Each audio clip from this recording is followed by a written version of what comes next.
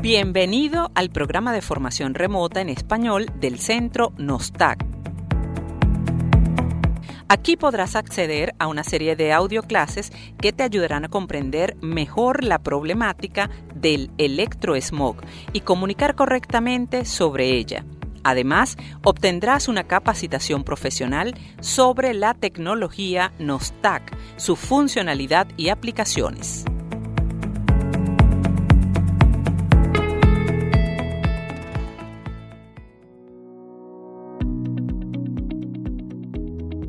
Bienvenidos al Centro Nostak, al programa de formación en español sobre el problema electromagnético que llamamos electrosmog y la tecnología de Nostak.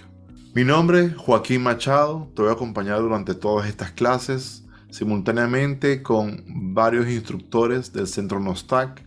Hemos hecho una compilación de todos los conceptos que necesitas saber y dominar para poder prestarte como un consultor en campos electromagnéticos. Lo primero que hay que comprender cuando hablamos del problema electromagnético es poder entender y diferenciarle a cualquier persona qué es el problema electromagnético, qué son los campos electromagnéticos y cuál es la diferencia entre campos electromagnéticos de fuentes naturales y campos electromagnéticos de fuentes artificiales. Y una de las claves de esto es comprender el origen del nacimiento del concepto de electrosmog.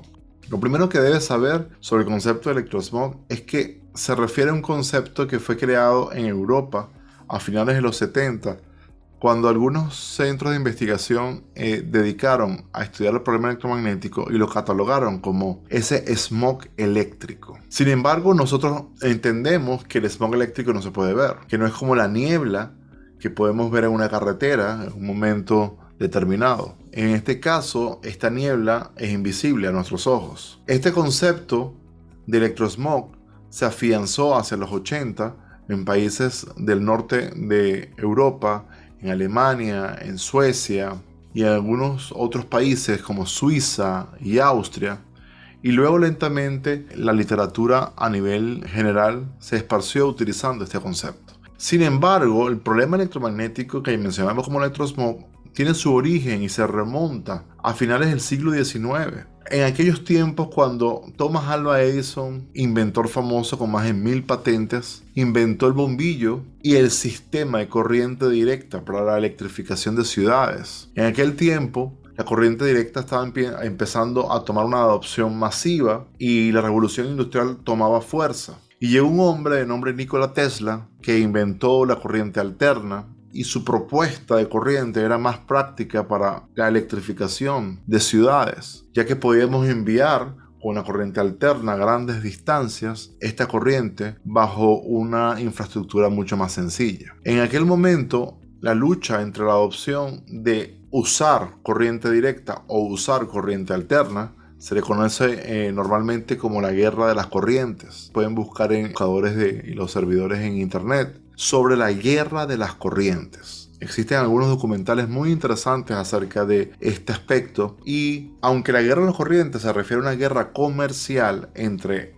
el grupo de Edison y el grupo de Tesla, Nikola Tesla, no tiene nada que ver con la compañía de Tesla Motors en la actualidad. Estas dos tecnologías que al unísono se estaban proponiendo en el mercado competían como propuesta comercial. Sin embargo, uno de los elementos que Thomas Edison, el proponente de la corriente directa, decía y establecía acerca de la corriente alterna eran los riesgos que suponían para la salud.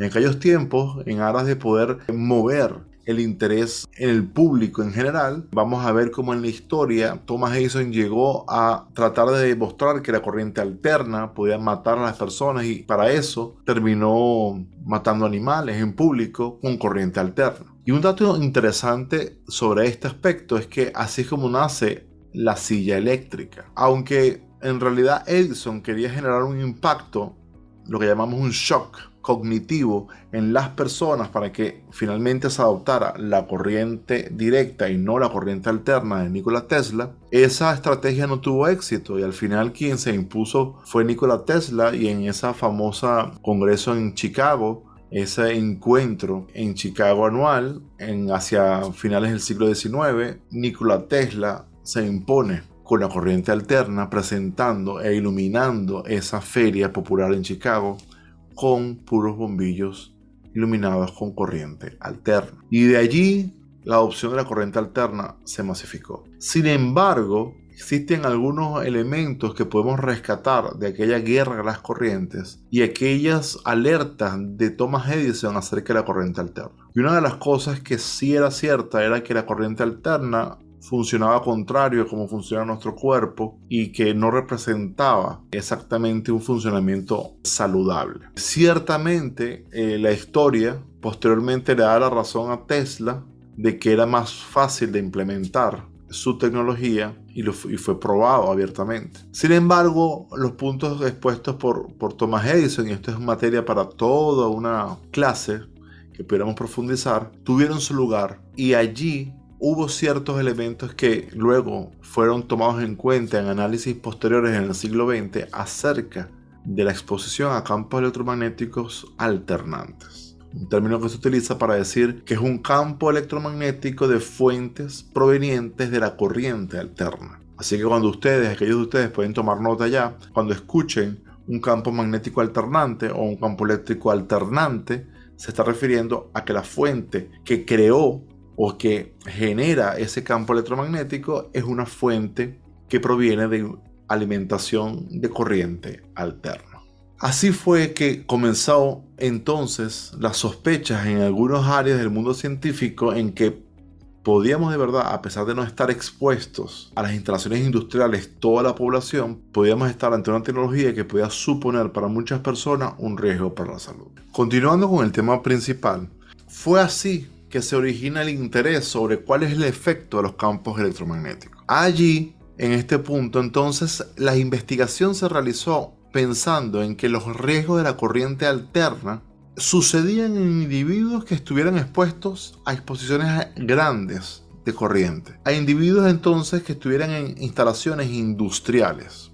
Así es que inicialmente se concibe un potencial riesgo para la salud de las personas. Es así como una investigación de 30 años que se realizó en los Estados Unidos sobre más de 140,000 empleados de varias compañías eléctricas, evaluando los efectos que tuvo esa exposición industrial a la corriente en estos individuos. Y ahí se consigue un aumento, una incidencia de cáncer en un 194% derivado de ese primer estudio. Simultáneamente, en unas partes de Europa, Alemania, Suiza, Austria, las investigaciones también se originaron relacionadas a campos de cultivos donde pasaban líneas de alta tensión y que la vegetación no se comportaba de la misma manera, ni los cultivos se comportaban de la misma manera, y se había reducido y minimizado la forma en que las plantas crecían en la cercanía de estas líneas de alta tensión.